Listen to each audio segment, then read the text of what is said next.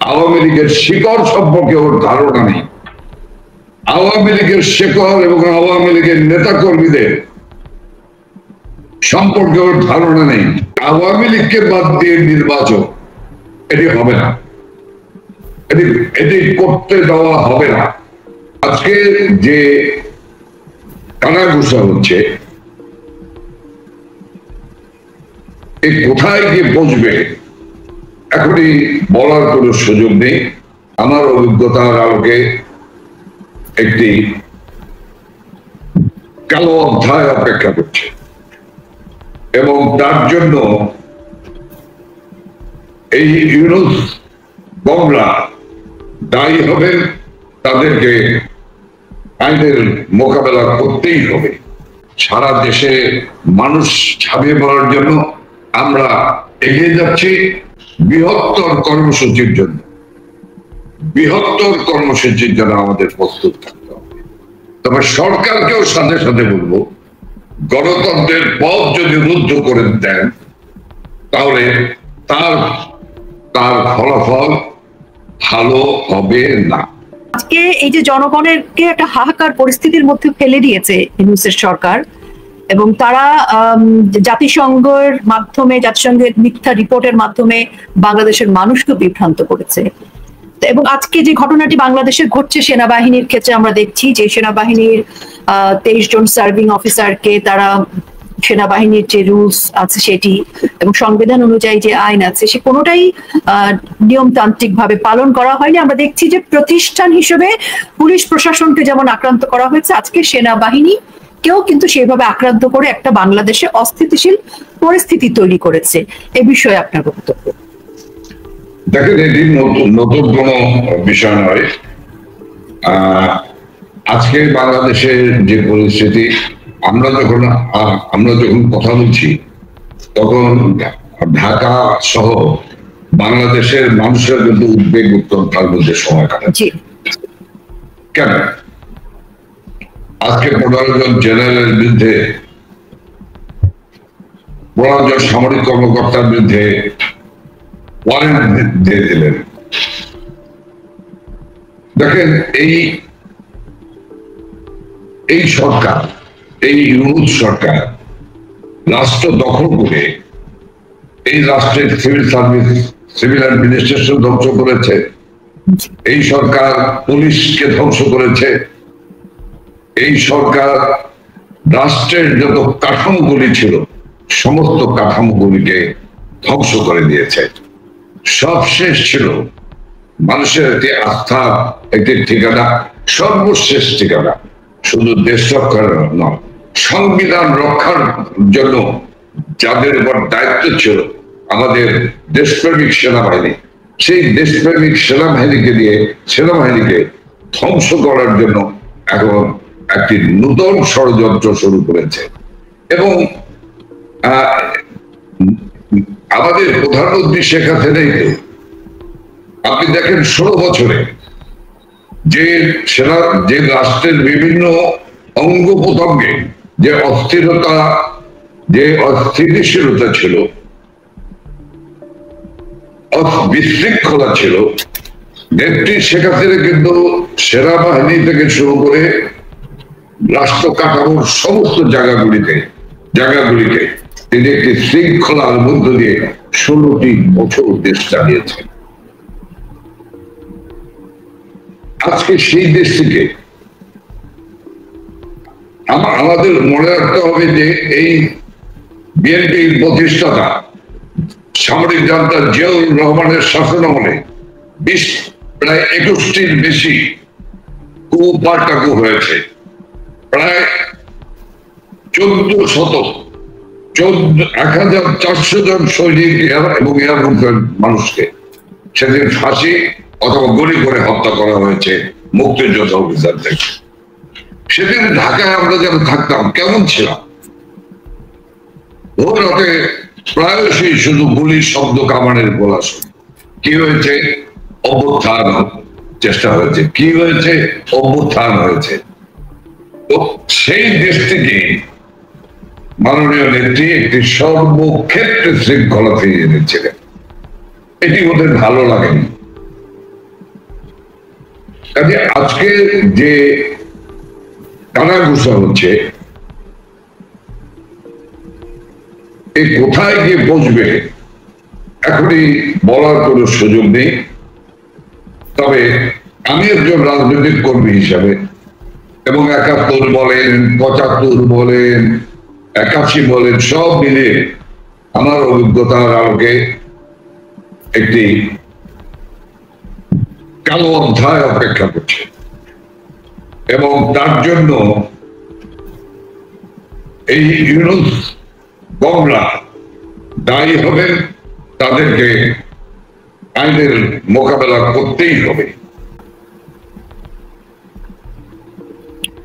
আমরা শুনছি যে তারা আলী রিয়াজের মতো একজন প্রবাসী বাংলাদেশি, যিনি বিদেশি পাসপোর্ট হোল্ডার, তিনি তারা সংবিধানকে পরিবর্তন করতে চান যাতে তাদের কারোরই কোনো রকমের কোনো বিচার না হয়।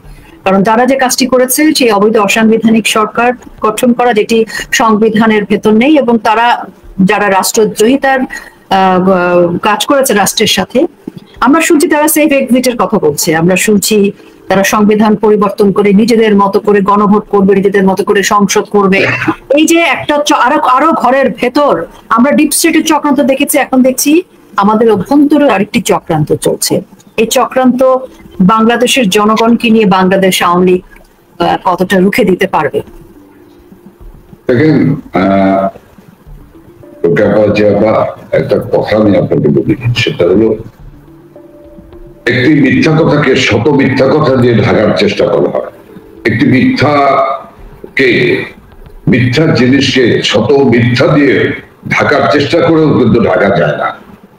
৫ই আগস্ট যে অপরাধ করেছে, যারা অপরাধ করেছে, সাংবিধানিক নির্বাচিত সরকারকে যারা উৎখাত করেছে, যারা সরকারি প্রতিষ্ঠানগুলিতে আগুন জ্বালিয়ে পুড়িয়ে ছারখার করে দিয়েছে, তারা এখন সংবিধান পরিবর্তনের মালিকানা নিয়েছে। জনগণ তাদেরকে কোনো দায়িত্ব দিয়েছে? তারা কি জনগণের প্রতিনিধি? তাদের এই এখতিয়ার আছে? কাজে একটি অবৈধ সরকারের যেসব কমিশন করেছেন, যে কমিশন করেছেন, আলী রিয়াজ সাহেব দিয়ে শুরু করে সকল কমিশনই হলো একটি অবৈধ কমিশন। সেটা আলী রিয়াজ সাহেবের কমিশন, সেটা আইসিটি, যেটা আদালত চালিয়ে আমার বাংলার জনগণের প্রিয় নেত্রীকে যারা কালিমা লেপন করার অপচেষ্টা করছে, এর কোনোটাই বৈধ নয়।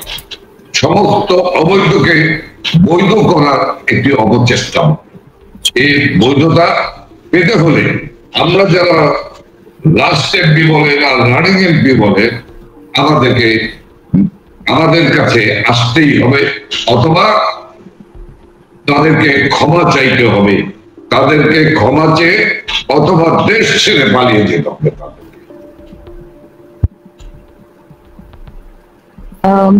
বাংলাদেশের মানুষ কিন্তু বলছে যে তাদের ক্ষমা হবে না এবং তাদের কাউকে পালিয়ে যেতে দেওয়া হবে না।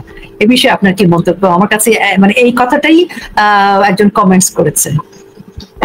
দেখেন, আমি আপনাকে একটা কথা বলি, সাপের রেখে পাড়া দিতে আমি রাজি না। আমি একথা এরশাদ বিরোধী আন্দোলনের সময় ছাত্র সংগ্রাম পরিষদের নেতা হিসেবে তখনই আমি বলেছিলাম, তখন থেকে আমি সতর্ক করেছি, আমি বলে গিয়েছি, অনর্গল বলে গিয়েছি। কাজে এই যারা ভাবছেন পালিয়ে যাবেন, মাঝে মাঝে বিভিন্ন ইউটিউবে নিউজ দেখি যে পালিয়ে যাচ্ছেন, কি সেফ এক্সিট করছেন। কোন সেফ এক্সিট দেওয়া হবে না কাউকে, মোকাবেলা করতেই হবে। যে দেশ ধ্বংস করেছেন, এই দেশ ধ্বংসের জন্য তাদেরকে কাঠগড়ায়, জনতার কাঠগড়ায় দাঁড়াতেই হবে। ওদের মনে রাখতে হবে, ওরা ৭৫-এর ১৫ আগস্ট ঘটিয়ে ভেবেছিল যে ৭১-এর যুদ্ধাপরাধীরা বেঁচে যাবে। আমরা যারা ৭৫-এর মিছিল মিটিং সংগঠিত করেছি এবং পরবর্তীকালে কারাগারে নিক্ষেপ করেছে, আমরা কারাগার থেকে মুক্ত হয়ে আমরা যখন স্লোগান দিয়েছি, আমরা কিন্তু ভাবতেও পারিনি যে সেই বাংলাদেশ, যে বাংলাদেশে 75-এর কুড়ি ডালিম শাহরিয়ার নূর রশিদরা বিচরণ করে, সেই বাংলাদেশের মাননীয় প্রধানমন্ত্রী শেখ হাসিনা এবং শেখ রেহানা বাংলাদেশে ফিরে আসবে মৃত্যুকে আলিঙ্গন করে। কাজে শেখ হাসিনাকে মৃত্যু ভয় দেখে লাভ নাই। আমি পরিষ্কার ভাবে বলতে চাই, এই এই দেশ ধ্বংসকারী, এই মানুষ হত্যাকারী, এদের বিচার, এদের কঠিন বিচার হবে, কাউকে পালাতে দেওয়া হবে না। এবং আমি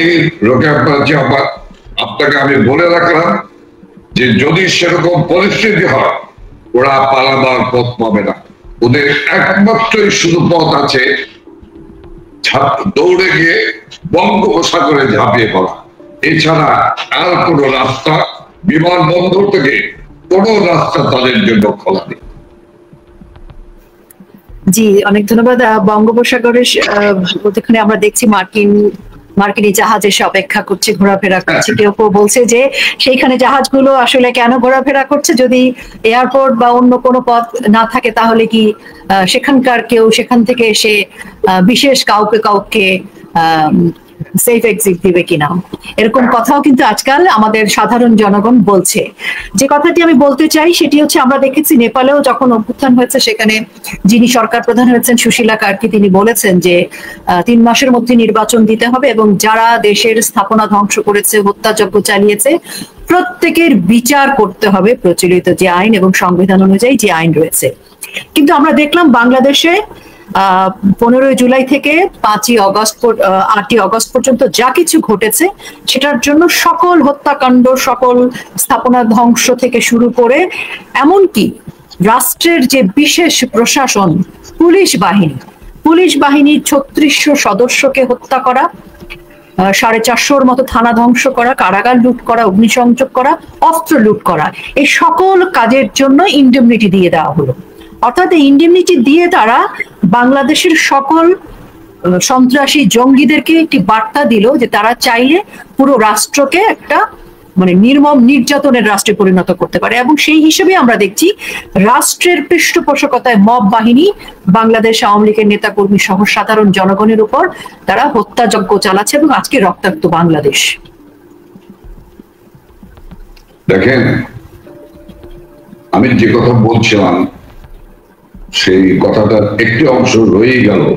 সেটা হলো, আমরা কিন্তু 76, 77, 78, 79, 80-তে আমরা কিন্তু ভাবতেও পারিনি যে এই বাংলাদেশে বঙ্গবন্ধুর হত্যাকারীদের বিচার হবে। বঙ্গবন্ধুর রক্তচাপ ঘমনিত প্রবাহিত যে রক্ত পড়া মানে না, সেই রক্তের উত্তরাধিকার শেখ হাসিনা যখন আওয়ামী লীগের মতো দলটির দায়িত্ব গ্রহণ করে, এই দায়িত্ব গ্রহণ করার পরে কিন্তু আমাদের প্রত্যাশার জায়গাটা সৃষ্টি হল। এবং মাননীয় প্রধানমন্ত্রী শেখ হাসিনা 75-এর খুনিদের বিচার করেছেন, তাদের বিচারের রায় কার্যকর করেছেন। 71-এর যুদ্ধাপরাধী, সেই যুদ্ধাপরাধীদের বিচার করেছেন এবং বিচারের রায় কার্যকর করেছেন। একজন, আপনার নিশ্চয়ই মনে আছে, একজন চট্টগ্রামের এক বাঘা ছিল, সেই বাঘা বলতো যে শেখ হাসিনা আমার পশম ছুঁতে পারবে না। কাজে এখানেই গিয়ে শেখ হাসিনাকে ভয় পায় যে শেখ হাসিনা কাউকে ছাড় দেয় না। ওই সুরঞ্জিত দা বলেছিলেন পার্লামেন্টে, মনে আছে, যে বাঘে ছাড়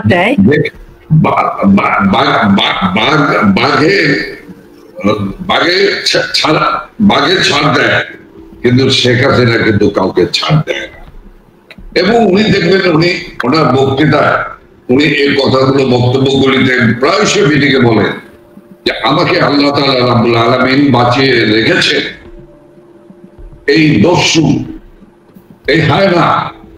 এই হায়নাদের রূপগুলি দেখার জন্য এবং হায়নাদের বিচার করার জন্য, হায়নাদের সঠিক ভাবে বিচার করার জন্য। কাজে আমি আপনাকে বলতে পারি যে ওরা নিজেরাও জানে যে ওদের কোনো পথ নেই। ওরা আওয়ামী লীগকে নিষিদ্ধ করেছে। ওরা যে ছাত্রলীগ 1948 সালে সর্বপ্রথম বঙ্গবন্ধু শেখ মুজিবুর রহমান প্রতিষ্ঠা করেছে, যে ছাত্রলীগের নেতৃত্বে বাংলাদেশে 62 হাবিবুর রহমান শিক্ষা কমিশন রিপোর্ট বিরোধী আন্দোলন, 54 যুক্তফ্রন্ট নির্বাচনে মুখ্য ভূমিকা পালন, 66 6 দফা ভিত্তিক আন্দোলন, 69 গণ ছাত্র গণ আন্দোলন, 11 দফা ভিত্তিক আন্দোলন, 71 মুক্তিযুদ্ধের মুখ্য ভূমিকা পালনকারী সেই ছাত্রলীগকে নিষিদ্ধ করে, সেই ছাত্রলীগকে আওয়ামী লীগকে নিষিদ্ধ করে কি চায় বাংলাদেশে? আমরা আজও বেঁচে আছি, মুক্তিযোদ্ধা হিসেবে বেঁচে আছি, বঙ্গবন্ধুর শরীর হিসেবে বেঁচে আছি। সারা বাংলাদেশ বেঁচে জেগে আছে। সারা বাংলাদেশ এখন অপেক্ষা করছে। আবাল বৃদ্ধ বনিতা মহিলা পুরুষ সবাই অপেক্ষায় আছে কখন রাস্তায় নামবে। যখন রাস্তায় নামবে সবাই, তখন ওরা পালাবার পথ পাবে না। আমি একটা সমালোচনা করতে চাই, যেহেতু এবং এই সমালোচনাটা অনেক হয় এবং এটা এখন সবচাইতে বেশি কথিত সমালোচনা। বাংলাদেশ আওয়ামী লীগের এই 15 বছরে বিএনপি তার ব্যবসা বাণিজ্য ঠিকঠাক মতো করতে পেরেছে। বিএনপির লোকজন পড়াশোনা করেছে, চাকরি করেছে। জামাত ইসলামের লোকজন তাদের ব্যবসা প্রতিষ্ঠান করেছে, চাকরি বাকরি পরিবার পরিজন নিয়ে যথেষ্ট ভালোভাবে থেকেছে। এই 15 বছরে বাংলাদেশ আওয়ামী লীগের রাজনীতিতে বা বাংলাদেশ আওয়ামী লীগের সরকার কোনোভাবেই তাদেরকে নিষিদ্ধ বা তাদেরকে একটু কোণঠাসা করা বা এমন কোনো পরিস্থিতি কেন তৈরি করলো না, যে পরিস্থিতিটা আজকে বাংলাদেশ আওয়ামী লীগ, ছাত্রলীগ, যুবলীগ, স্বেচ্ছাসেবক লীগ সহ সকল অঙ্গ সংগঠন এবং ভাতৃপ্রতিম যে সংগঠনগুলো আছে, এমনকি বঙ্গবন্ধুর সমর্থক, মুক্তিযুদ্ধের পক্ষের সমর্থক, মুক্তিযোদ্ধা, মুক্তিযুদ্ধের পরিবার, শহীদ পরিবার, শিল্পী, সাহিত্যিক যারা প্রগতিশীলতার কথা বলে, ধর্মনিরপেক্ষতার কথা বলে, অসাম্প্রদায়িক চেতনার বাংলাদেশের কথা বলে, আজকে 5ই আগস্ট থেকে শুরু করে সকলেই আক্রান্ত, ভয়ঙ্কর ভাবে আক্রান্ত। যে আক্রান্তর ইতিহাস 1971-এর মানে নৃশংসতাকেও হার মানায়। তাহলে বাংলাদেশ আওয়ামী লীগ কি ভুল করেছিল? বা কেন আপনারা তাদেরকে এত সুন্দরভাবে, আমি নিষ্ঠুরভাবে এই প্রশ্নটি করছি, তাদের কোনো সমস্যা হয়নি, তারা সকল ডিগ্রি করতে পেরেছে, তারা সকল প্রতিষ্ঠানে চাকরি করেছে।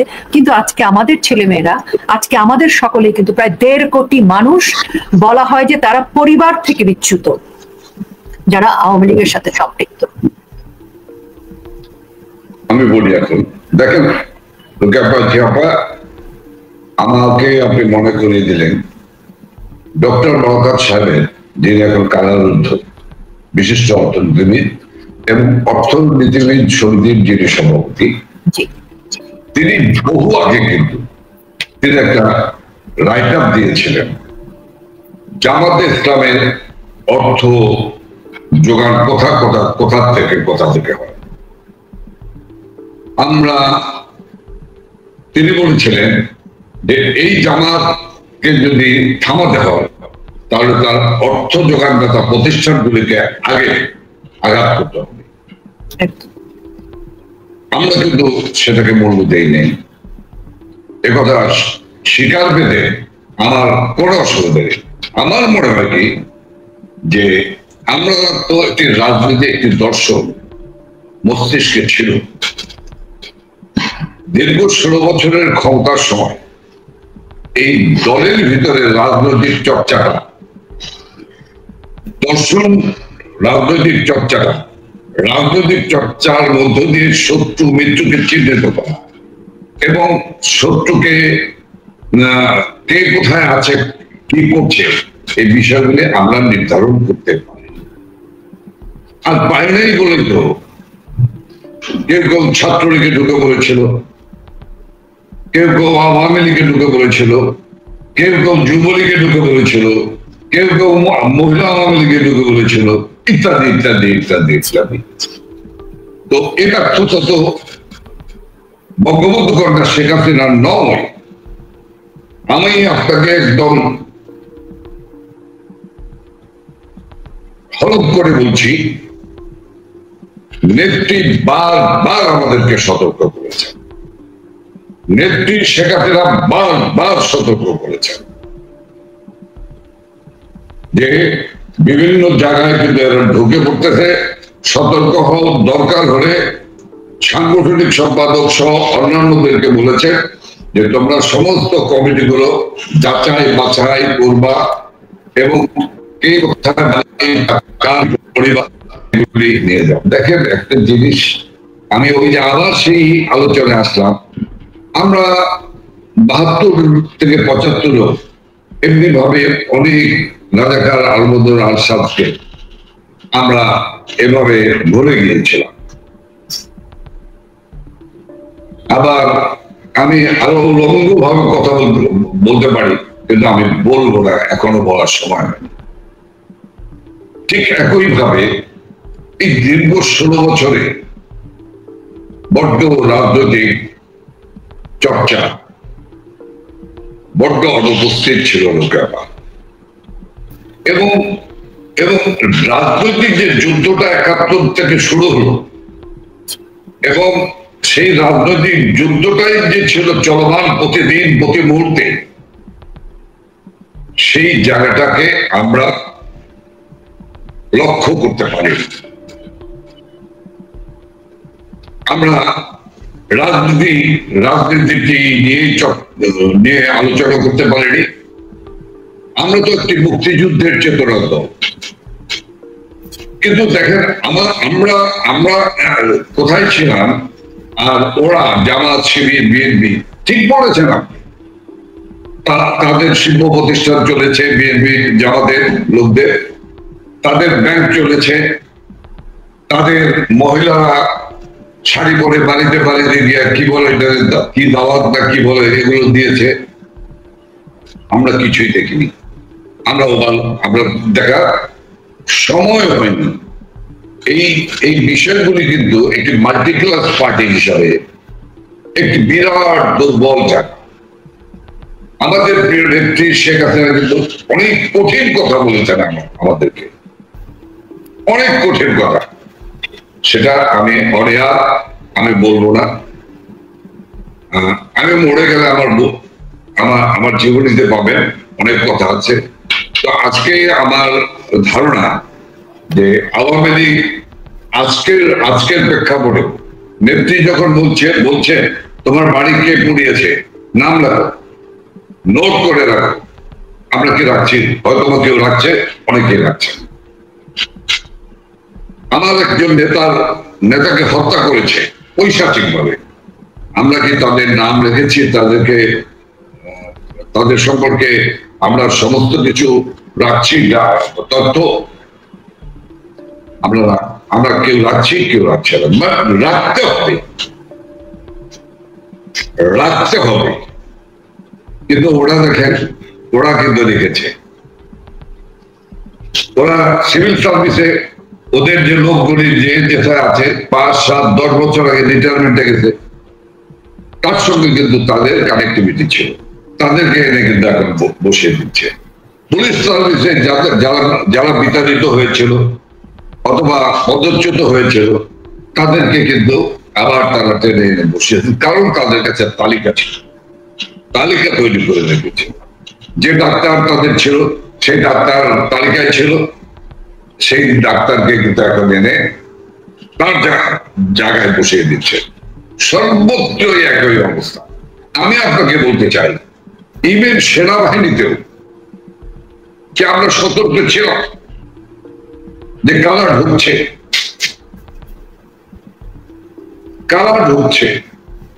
আমরা ছিলাম না। কাজে কাজটি যদি শুধু আমরা মাননীয় প্রধানমন্ত্রীর উপর দায়িত্ব দিয়ে দেই, সেটি একটি মানুষের পক্ষে এত সম্ভব না। তাহলে এত বড় লটবহল বাংলাদেশ আওয়ামী লীগের কেন্দ্রীয় কমিটি, তাহলে নারককে প্রেসিডিয়াম মেম্বার থাকার দরকার। আমাকে দিয়ে বললাম, আমি আমার অন্য কোনো কলিগ নিয়ে কোনো কথা বলবো, আমি বলবো যে আসলে আত্মসমালোচনা হওয়া দরকার, আত্ম উপলব্ধি হওয়া দরকার, এবং আমাদেরকে রাজনৈতিক লক্ষ্য নির্ধারণ করা দরকার। লক্ষ্য নির্ধারণ করে হবে। মনে রাখতে হবে জামাত শিবিরের হাতে অস্ত্র চলে এসেছে, অবৈধ অস্ত্র চলে এসেছে। কাজে সেই অবৈধ অস্ত্র কাদের কাদের কাছে আছে সে তালিকাও কিন্তু আওয়ামী লীগের রায় তৃণমূলের নেতা কর্মীরাই কিন্তু করতে পারে এবং দিতে পারে।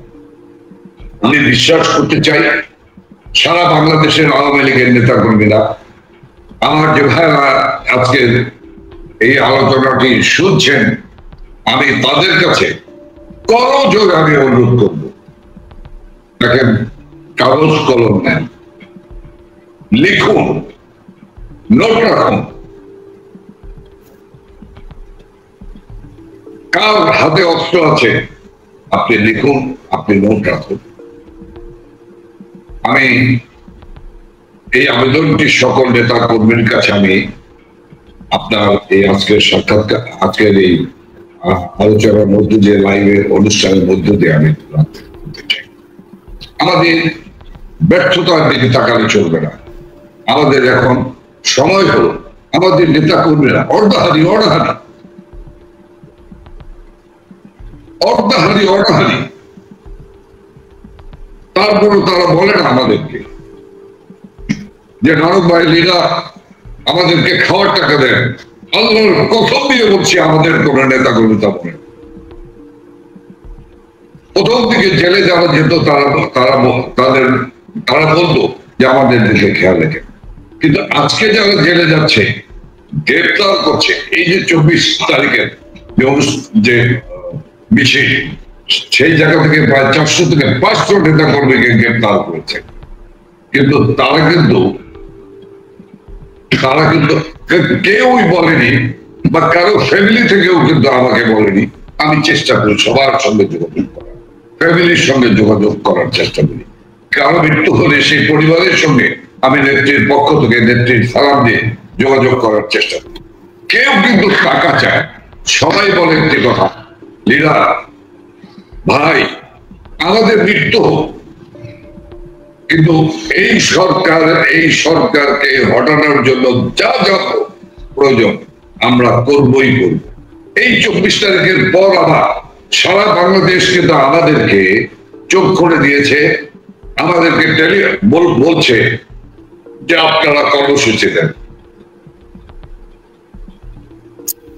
তো এই মোটামুটি আমি একদম শেষের দিকে, আমি শেষের অল্প একটা ছোট্ট কোয়েশ্চেন ঠিক না, এটি হচ্ছে যে একদম এখন দেশের যে পরিস্থিতি, বেশিরভাগ সাধারণ মানুষরাও বলছে, আমাদের তৃণমূল থেকেও বলছে, তবে আমি টকশোর কারণে আমি সাধারণ মানুষের বার্তাটাই বেশি পাই।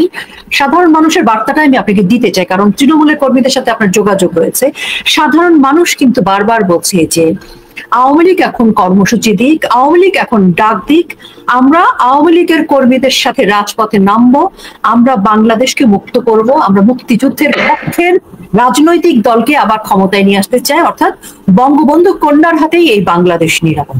এই যে সাধারণ মানুষ অপেক্ষা করছে, সাধারণ মানুষ বারবার বলছে যে আপনারা একটা কর্মসূচি দিন কিংবা পরিকল্পনা দিন, কিংবা আপনাদের দিকে তাকিয়ে আছে, সেই তাকানোর ক্ষেত্রে আওয়ামী লীগ আপনারা নিজেরা কতটা ঐক্যবদ্ধ, এবং আপনারা পরবর্তীতে এই জনগণকে সাথে নিয়ে কিভাবে আন্দোলন করতে চান? আমি মূল পরিকল্পনা শুনবো না, কারণ যুদ্ধের একটা নিয়ম আছে, সবকিছু বলতে হয় না, যতটুকু আপনার পক্ষে বলা সম্ভব। আমরা শেষ করতে চাচ্ছি।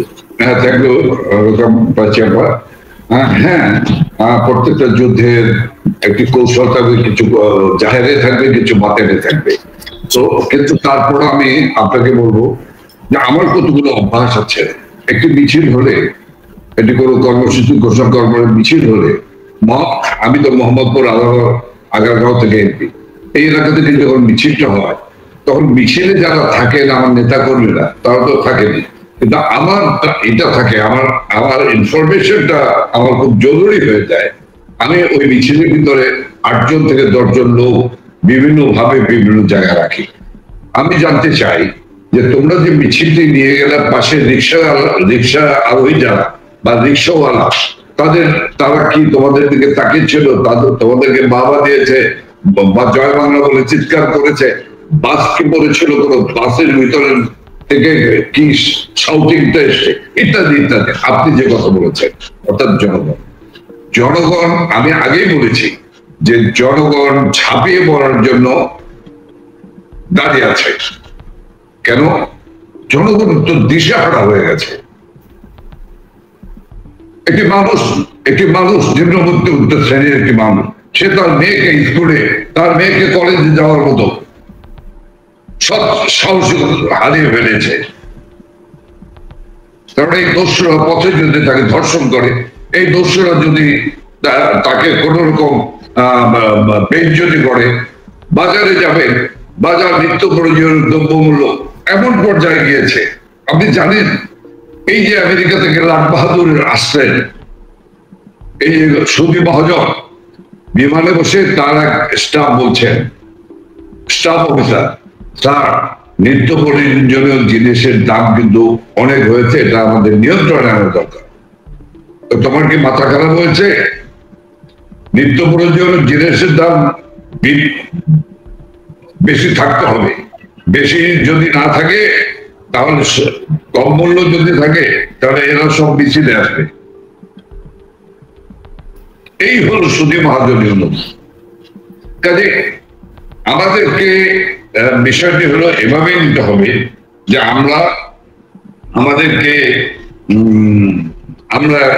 আমাদেরকে সারা দেশে মানুষ ঝাঁপিয়ে পড়ার জন্য আমরা এগিয়ে যাচ্ছি। আমি আপনারা এই টকশোর মাধ্যমে আমি কথা দিতে পারি বৃহত্তর কর্মসূচির জন্য আমাদের প্রস্তুত থাকতে হবে। তবে সরকারকেও সাথে সাথে বলবো, গণতন্ত্রের পথ যদি রুদ্ধ করে দেন তাহলে তার ফলাফল ভালো হবে না। অনেক ধন্যবাদ। আমার মনে হয় আজকে যারা আমাদের সাথে যুক্ত ছিলেন তারা প্রত্যেকেই স্পষ্টভাবেই সকল বার্তা পেয়ে গেছেন।